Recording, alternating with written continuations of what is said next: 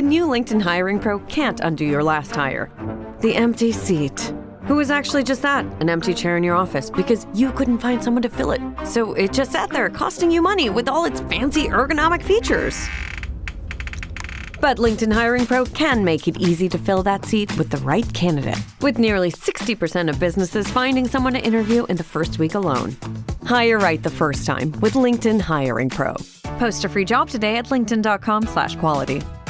If we knew more about our sleep, what would we do differently? Would we go to bed at a consistent time or take steps to reduce interruptions to our sleep? With Sleep Score, Apple Watch measures your bedtime consistency, interruptions, and sleep duration. Then, every morning it combines these factors into an easy-to-understand score from 1 to 100. So you'll know how to take the quality of your sleep from okay to very high. Know your sleep score with Apple Watch. iPhone 11 or later required.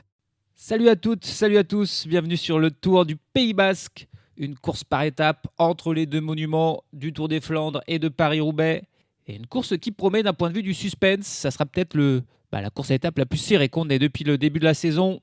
Parce que même si Isaac Del Toro est là, et qu'il a remporté déjà 2 courses par étapes avec l'UAE Tour et Tirreno Adriatico, le parcours de ce Tour du Pays Basque un petit peu particulier le favorise pas forcément.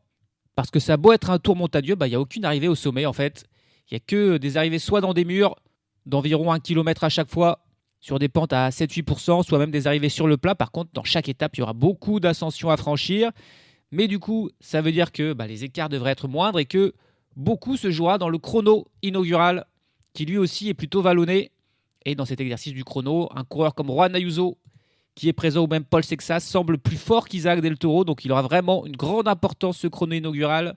Et on a donc du bon monde sur ce Tour du Pays Basque avec l'ancien vainqueur, Juan Ayuso, le coureur de Lidl Trek, qui sera peut-être le favori de ce Tour. Il a en plus Matthias Skjelmose comme équipier.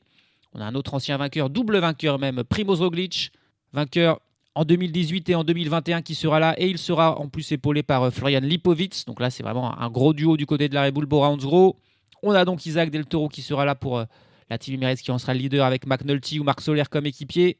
Et puis surtout, on a Paul Sexas dont on a hâte de voir la performance sur ce Tour du Pays Basque. Est-ce qu'il pourrait, dès ce Tour du Pays Basque, s'imposer et mettre fin à la disette française sur les courses par étapes depuis 2007? Il aura en plus Mathieu Riccitello comme équipier, il aura Nicolas Prodhomme, il aura Aurélien Paré-Peintre. Donc voilà, plein de grimpeurs pour épauler Paul Sexas. Ils sont vraiment venus, la Décathlon, avec l'ambition de gagner. Et puis il y aura pas mal d'outsiders, genre Mikel Landa pour la Soudal Quick-Step, Sian-Louis de Brooks pour la Movistar, Antonio Tiberi pour la Baragne Victorious, Benili pour l'IF Education Easy Post, et puis Tobias Aland Johannesen pour l'UNOX, qui aura notamment Torsten Train comme équipier. On n'oublie pas non plus Jan Izagirre pour la Cofidis, parce que lui aussi c'est un ancien vainqueur. Il s'est imposé en 2019 sur ce Tour du Pays Basque, et vient de s'imposer sur le Grand Prix Miguelin du Rennes. Il est donc en pleine confiance, même si à 37 ans évidemment, ça sera compliqué pour lui de faire face à Del Toro, à Ayuso, à Sexas. Des petits jeunes qui en veulent face à l'expérimenté Primož Roglič. C'est un petit peu le synopsis de ce Tour du Pays Basque qui nous attend donc 6 étapes, un chrono pour commencer, puis 5 étapes vraiment montagneuses pour grimpeurs punchers, des coureurs comme Julien Alaphilippe qui sont présents, Magnus Cort, Axel Laurence, Clément Champoussin, Sergio Higuita, Alex Aramburu, Peyo Bilbao. Ça c'est des coureurs qui probablement ne joueront pas le classement général, mais par contre pourront peut-être aller chercher des victoires d'étape. Je n'ai pas cité parmi les éventuels favoris du classement général aussi quand même la présence de Kevin Vauquelin pour l'Ineos Grenadier. Ça, c'est un parcours avec un chrono pour commencer et des arrivées pas trop en haute montagne qui pourraient aussi lui convenir. Donc voilà, du suspense sur ce Tour du Pays Basque. Et on commence par le chrono, 14 km, avec un début en montée sur 2 km 500 à 7% de moyenne. Et puis une rampe finale, seulement 500 mètres, mais à 9% de moyenne. Autrement dit, les spécialistes du chrono, et il y en a quelques-uns comme Ethan Hayter, comme Bruno Armirail, devraient avoir un petit peu de mal. Et aujourd'hui, les favoris, c'est Juan Ayuso, c'est Paul Sexas, voire Primož Roglič ou Kevin Vauquelin, des coureurs qui marchent bien sur le chrono. À l'inverse, des coureurs comme Mikel Landa, comme Guillaume Martin, comme Tobias Aland Johannesen, Benili, ils devraient perdre du temps aujourd'hui. Alors que pour la victoire d'étape aussi, Brandon McNulty pour la Team Emirates ou Antonio Tiberi pour la Baragne Victorieuse, ça c'est des coureurs qui seront intéressants, qui seront à suivre. Et surtout, ça sera les premiers écarts et des écarts qui pourraient être rédhibitoires sur ce Tour du Pays Basque. Puisqu'ensuite, ça sera que des arrivées qui devraient être plus ou moins groupées. Les bonifications auront leur importance et ce chrono encore plus. C'est parti. La chute de Bellocchi juste devant Armstrong qui est parti dans le terrain. Et attaque de Pierre Roland. Voilà ce que nous disons depuis le début de ce Tour de France. Une chute terrible. Christopher Froome à pied. Mais quelle image du Tour. On n'a jamais vu ça. 100% cyclisme, le podcast du vélo en direct. Ça va Marion? Désolé. C'est Georg Zimmermann, l'Allemand de la Lotto Intermarché, qui sera le premier à partir, qui est même le premier à partir, qui s'élance à l'instant sur ce parcours donc de 14 km avec ce départ en montée. Parmi les coureurs du classement général qui partiront les premiers, on a Jan Izagirre qui partira en 8e position, mais bon, le chrono, ça n'a jamais été vraiment son truc. Par contre, Primož Roglič sera un des premiers à partir aussi, partir en 17e position. On suivra son temps. Il faudra attendre un peu plus pour voir Paul Sexas qui lui partira en 60e position. Florian Lipovic et Mathias Kielmose le suivront juste derrière. Antonio Tiberi sera parti juste avant en 55e position. Par contre, il faudra attendre un peu plus longtemps pour voir Brandon McNulty qui partira en 129e position. Et puis surtout, Juan Ayuso et Isaac Del Toro seront dans les tout derniers à partir. Ils partiront l'un après l'autre. Donc là, ça sera très intéressant. Le dernier à s'élancer, ce sera Mikel Landa, le coureur de la Soudal Quick-Step, qui tentera de limiter la casse comme d'autres par rapport aux performances d'Ayuso, de Sexas ou de Kevin Vauquelin qui lui partira lui aussi plutôt sur la fin. On attend de savoir les premiers enseignements de la course sur ce chrono. Jan Izagirre qui a profité du parcours vallonné pour faire le meilleur temps. Mais là, c'est Primož Roglič. On a dit un des premiers à partir qui va arriver et qui va exploser le temps de Jan Izagirre. Très bon temps pour le Slovène qui va passer la ligne avec 33 secondes d'avance sur Jan Izagirre pour établir une vraie première belle marque de référence là pour Primož Roglič. 33 secondes de mieux que Jan Izagirre. Markel Bellocchi est pour l'instant 3e à 38 secondes. Et encore plus loin à 59 secondes, Filippo Fiorelli et Ibon Ruiz.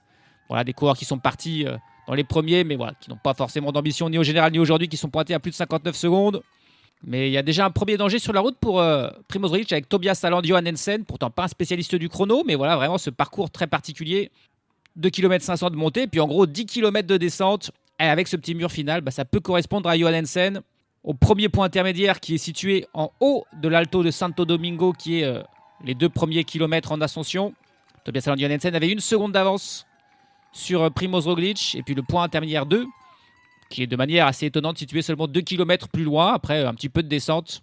Il avait alors 1 seconde de retard sur Primož Roglič. On va voir s'il pourra ensuite, dans le mur final, récupérer cette petite seconde. Ben Illy, Pello Bilbao ou Mathieu Riccitello sont d'autres coureurs qui viennent de s'élancer, qui sont sur la route et qui tenteront de se rapprocher au maximum du temps de Primož Roglič. Et au final, ça fait quand même 29 secondes de perdu sur la ligne pour Tobias Aland Johannesen, qui prend certes la 2e place du classement provisoire, mais voilà, 29 secondes de perdu, c'est déjà beaucoup sur ce Tour du Pays Basque, qui ne permettra pas de faire des gros écarts ensuite. Ça montre vraiment la belle performance faite par Primož Roglič, notamment dans ce mur final, très difficile, 9% de moyenne, mais même avec des passages à 19%, il a beau pas être très long, il est très très dur. Et tiens, le temps de Tobias Aland Johannesen qui va déjà être battu avec Ben Tullet, le coureur de la Visma The Bike, qui prend la 2e place provisoire. Le départ pour Paul Sexas. Voilà un des concurrents peut-être pour Primož Roglič aujourd'hui. On va en savoir plus sur les capacités du Français sur ce contre-la-montre. Et à noter là l'arrivée de Bauke Mollema qui arrive au ralenti, alors que pourtant c'est lui qui avait fait le meilleur temps sur la toute première partie de course sur l'ascension du Salto de Santo Domingo. Il a fait 10 secondes de mieux par exemple que Primož Roglič sur ce parcours. Et là il a terminé à plus d'1 minute derrière. Pourquoi ? Parce qu'en fait cette première ascension, celui qui fait le meilleur temps rapportera des points au classement de la montagne. Alors je pense que Bauke Mollema, il a tout donné dans cette ascension première qu'il a dû faire au sprint pour tenter de faire le meilleur temps sur cette partie du parcours et ainsi marquer des points au classement de la montagne. Et ensuite, il l'a fait très tranquille. Et puis 2 coureurs se sont invités là dans le top 5 provisoire avec Pello Bilbao, qui est désormais 3e provisoire à 25 secondes de Primož Roglič, et Mathieu Riccitello, qui avait grimpé plus vite que Primož Roglič dans la première partie du parcours lui aussi, mais qui a eu du mal à finir un petit peu comme l'avait fait Tobias Aland Johannesen. Il termine finalement à 30 secondes de Primož Roglič, 1 seconde derrière Tobias Aland Johannesen. Donc pour l'instant, le top 5 provisoire, c'est Roglič devant Tullet, Bilbao, Johannesen et Riccitello. Mais on espère que Paul Sexas va aller chambouler tout ça. Et Paul Sexas qui a fait les meilleurs temps aux 2 points intermédiaires. Il a malheureusement pour Bauke Mollema fait un petit dixième de mieux que le Hollandais sur cette première partie du parcours. Il a par contre fait 10 secondes de mieux que Primož Roglič. Et au point intermédiaire 2, il a fait 15 secondes de mieux que Primož Roglič. On va voir ce que ça donnera sur la fin. Et pour l'instant, il est en train de faire un temps assez impressionnant, je pense, Paul Sexas.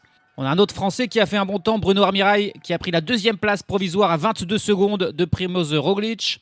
Alex Baudin, lui, a pris la 5e place provisoire à 28 secondes. Mais Paul Sexas va probablement faire beaucoup mieux.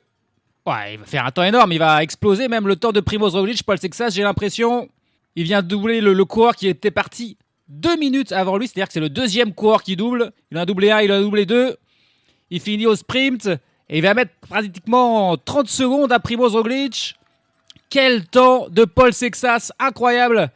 Le meilleur temps, 28 secondes de mieux que Primož Roglič. Alors là, si c'est pas un coup de poing sur la table, ça, je sais pas ce que c'est. Quel temps énorme de Paul Sexas.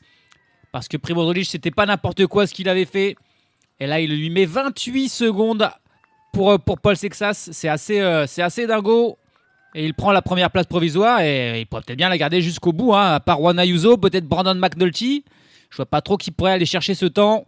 On a vu une performance décevante pour Antonio Tiberi, qui a terminé bien loin de Primož Roglič. Et là, on a le coureur qui est parti juste après Paul Sexas qui arrive, c'est Florian Lipowitz. Et Florian Lipowitz, il a terminé assez loin de Paul Sexas. Il y a vraiment des gros écarts. Et Florian Lipowitz qui va prendre seulement la 3e place à plus de 30 secondes de Paul Sexas. Il a vraiment explosé pour l'instant la concurrence, le Français là. Instagram teen accounts have automatic protections for what teens see and who can contact them, plus time management tools. And Instagram will continue adding built-in safety features to help create age-appropriate experiences. Learn more about teen accounts and Instagram's ongoing work to protect teens online at instagram.com/teenaccounts.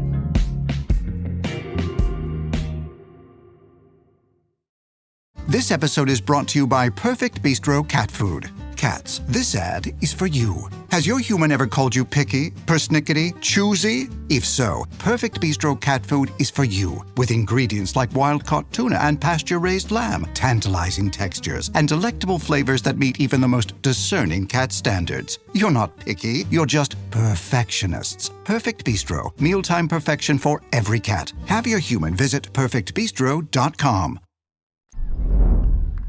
Allez, enfin un coureur qui fait un bon temps parce que ça faisait un moment que les coureurs s'enchaînaient et ne s'approchaient pas du top 5. Mais là, c'est Félix Grossschartner pour la Team Emirates qui va aller terminer juste devant Primož Roglič, prendre la 2e place provisoire. Alors, loin, lui aussi, de Paul Sexas.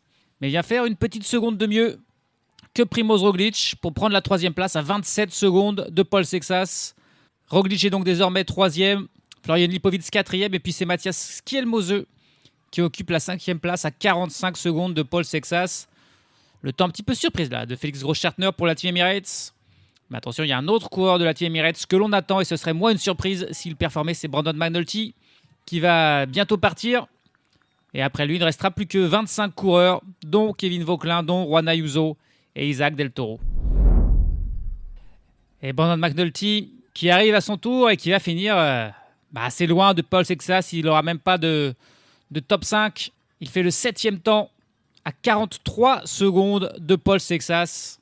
C'est un petit peu décevant là de la part de Brandon McNulty qui espérait très certainement faire mieux. Désormais, on va attendre Kevin Vauquelin qui est déjà sur la route. Au point intermédiaire 1, il avait 5 secondes de retard sur Paul Sexas. Il en avait 12 au point intermédiaire 2. Donc ça va être compliqué évidemment pour reprendre tout ce temps sur la fin. Et on attend encore Juan Ayuso et Isaac Del Toro qui ne se sont pas encore élancés. Mais ça ne saurait tarder. Et Kevin Vauquelin qui arrive et qui va aller chercher la 2e place provisoire, faire mieux que Félix Grossschartner. Et c'est un très bon temps pour Kevin Vauquelin, même si lui aussi termine quand même à plus de 20 secondes de Paul Sexas. Il vient prendre la 2e place devant Grossschartner, devant Roglič et devant Ilan Van Wilder qui s'est intercalé entre les deux coureurs de la Red Bull, Roglič et Lipowitz et qui est donc désormais 5e provisoire. Le bon temps aussi pour le Belge Ilan Van Wilder. Et donc le bon temps pour Kevin Vauquelin, même s'il n'a pas pu inquiéter son compatriote Paul Sexas. Il ne reste plus que 10 coureurs à parmi eux, Juan Ayuso, Isaac Del Toro, seront-ils capables d'aller chercher Paul Sexas? Ils sont loin au premier point intermédiaire. Isaac Del Toro et Juan Ayuso, c'est même presque étonnant là. Alors peut-être ils en ont gardé sous la pédale pour l'accélérer dans la partie en descente. Mais là, au premier point intermédiaire, Isaac Del Toro passe en 20e position à 14 secondes de Sexas. Et Juan Ayuso passe carrément en 41e position à 24 secondes de Paul Sexas. Donc là, c'est vraiment très étonnant. Ils ont commencé, on va dire, tranquillement cette ascension et ils vont tout lâcher dans la deuxième partie. Ils n'ont pas le choix là, parce que même par rapport à d'autres coureurs et pas seulement par rapport à Paul Sexas, ils font des très mauvaises performances pour l'instant. C'est notamment très étonnant de la part de Juan Ayuso là. Peut-être pas tout à fait remis encore de sa chute sur Paris-Nice. En tout cas là, au vu de ces 2 premiers kilomètres 500 faits par ces deux coureurs, ça sent très bon pour Paul Sexas. Et puis Mikel Landa est parti. C'était le dernier à partir. Et on a donc tout le monde qui est désormais sur la piste sur cette première étape du Tour du Pays Basque. Juan Ayuso qui va finir très très très loin de Paul Sexas, mais va finir même très loin de plein d'autres coureurs. Alors là, c'est une énorme déception, énorme coup de tonnerre. Il est clairement pas en forme, il est clairement pas remis de sa chute sur Paris-Nice. Là, c'est pas possible que Juan Ayuso fasse un chrono aussi mauvais. Il termine 35e à 1 minute et 16 secondes de Paul Sexas sur un parcours de seulement 14 km. Qu'est-ce qui vient de se passer pour Juan Ayuso? Là, c'est presque inexplicable. Là, c'est un sacré coup sur la caboche qui va se prendre. Ayuso, il n'a jamais trouvé son rythme. On l'a vu faire 2-3 petites erreurs de parcours en descente en plus. On n'est pas loin de la catastrophe pour Ayuso. Et on va voir ce que va faire Isaac Del Toro, qui va arriver à son tour. Il a la ligne des 200 mètres, mais ouais, ça va être aussi loin derrière. Hein. Mais qu'est-ce qu'il a fait, Paul Sexas? C'est incroyable, c'est incroyable. Isaac Del Toro, qui ne s'est pas, on va dire, autant effondré que Juan Ayuso, mais c'est pas non plus un chrono folichon. Il a même terminé hors du top 10, 13e position à 50 secondes de Paul Sexas pour Isaac Del Toro. Non mais j'ai l'impression que le Tour du Pays Basque là est en train de se jouer déjà dès ce chrono là. Comment tous ces coureurs vont aller pouvoir reprendre 30 secondes, 50 secondes, 1 minute à Paul Sexas dans le reste du parcours? Je ne sais pas. On va attendre les 3 derniers coureurs qui restent à arriver. Guillaume Martin, Harold de Terrada et Mikel Landa qui a fait des bons premiers temps intermédiaires, mais quand même assez loin évidemment de Paul Sexas. Ils n'iront pas le chercher. Ça va être la première victoire de niveau World Tour pour Paul Sexas. Au tour de Mikel Landa d'en finir, mais ça y est, il a déjà passé le temps de Paul Sexas. C'est officiel. Le Français de seulement 19 ans qui va s'imposer, s'emparer du maillot de leader et prendre une énorme option, franchement, déjà sur la victoire finale. Mikel Landa qui fait pas un mauvais temps. Lui qui n'a jamais été très bon au chrono dans sa carrière. Il termine en 15e position, mais à plus d'1 minute, lui aussi, de Paul Sexas qui aurait été vraiment au-dessus du lot. Il termine avec 23 secondes d'avance sur son premier poursuivant, Kevin Vauquelin, lui aussi auteur d'un très bon chrono. Et ensuite, c'est beaucoup plus serré derrière, mais au-dessus, il y avait Paul Sexas. C'est tout simple, il a couru avec 48,3 km/h de moyenne, soit 1 km/h de moyenne en plus que son premier poursuivant, Kevin Vauquelin.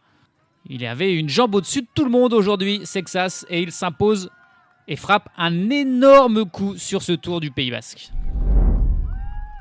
J'essaye de rester calme, j'essaye de rester chill, j'essaye de ne pas trop m'emballer. Mais là, franchement, c'est pas n'importe qui, ce Paul Sexas, et il est parti sur des bases qui pourraient vraiment égaler tout simplement Tadej Pogačar très très rapidement. Sincèrement, le chrono qu'il a fait aujourd'hui, il est fabuleux. C'est la 3e victoire seulement de sa carrière, évidemment, puisqu'il n'a que 19 ans. La 3e cette année. Il avait remporté une étape du Tour de l'Algarve. Il avait remporté la Fonardèche Classique. Désormais, c'est en World Tour. Et c'est un chrono qu'il a écrasé. 23 secondes sur Kevin Vauquelin, qui a fait lui aussi une très très bonne performance. C'est Félix Groschartner qui surprend en prenant la 3e place à 27 secondes. Très bon temps pour le vétéran. Primoz Roglic, 4e à 28 secondes. Ilan Van Wilder, 5e à 29 secondes. Lipovic, 6e à 33 secondes. Suivent Andrew Auguste, Brandon McNulty, Mathias Kielmose et Michael Lennard dans ce top 10. Bruno Armirail prend la 12e place juste devant Isaac Del Toro qui perd 51 secondes. Tobias Aland Johannesen perd 57 secondes. Yon Izagirre perd 1 minute 1. Ben Illy perd 1 minute 13 et Juan Ayuso perd 1 minute 16. absolument dingo, inattendu. Antonio Tiberi termine à 1,24. Et Guillaume Martin, comme d'habitude, en difficulté sur les chronos, termine à 1,41. Higuita à 1,50. Les écarts sont énormes. Le dernier du jour, c'est Mathieu Kokelman, coureur de la Lotto Intermarché, qui termine à 5,56 et qui a très certainement dû avoir un problème technique pour finir aussi loin. Bokemolema termine avant-dernier à 4,19 et c'est vraiment dommage pour Bokemolema qui par contre termine deuxième sur la première partie du parcours à un petit dixième de Paul Sexas et il n'aura donc pas le maillot de meilleur grimpeur sur les épaules, en tout cas pas officiellement. Il ne sera pas sur le podium ce soir. Sur le podium, c'est Paul Sexas bien sûr qui va tout rafler en tête du classement général, en tête du classement par points et donc aussi en tête du classement de la montagne puisqu'il a fait le meilleur temps sur la première partie du parcours pour un petit dixième sur Mollema et aussi bien sûr en tête du classement du meilleur jeune puisqu'il n'a que 19 ans. C'est une démonstration qu'il a faite et au vu du reste du parcours avec l'avance qu'il a sur tout le monde, qui va pouvoir aller le chercher? Sincèrement, personne. Selon moi, je le dis, la disette française, sauf en cas de chute, va se terminer sur ce Tour de Pays Basque qui va s'imposer. C'est quasi certain. Bon, j'ai dit que je m'emballais pas, ça y est, je me suis emballé. Il reste encore beaucoup d'étapes, elles sont toutes très difficiles. Il peut se passer beaucoup de choses. Et la prochaine, d'ailleurs, sera très difficile avec un col de première catégorie de 9,4 km à 8% de moyenne, situé à seulement 20 km de l'arrivée. Après ce col, il y aura une longue descente et puis un dernier mur final avec un dernier kilomètre à 7,4% de moyenne. Une étape parfaite pour les punchers. Mais du coup, une étape pas forcément évidente pour aller chercher des secondes, lâcher Paul Sexas sur ce genre de finale. Je vois pas comment vont pouvoir faire ses adversaires. Bonne chance à eux, bonne chance à Primoz Roglic, qui est peut-être le mieux placé, Kevin Vauquelin aussi. Alors que voilà, Del Toro et Ayuso sont déjà quasiment hors jeu sur ce Tour du Pays Basque. Première étape incroyable remportée par Paul Sexas. On a vraiment hâte de voir la suite dès demain. Salut à tous, salut à toutes. I earned my degree online at Arizona State University.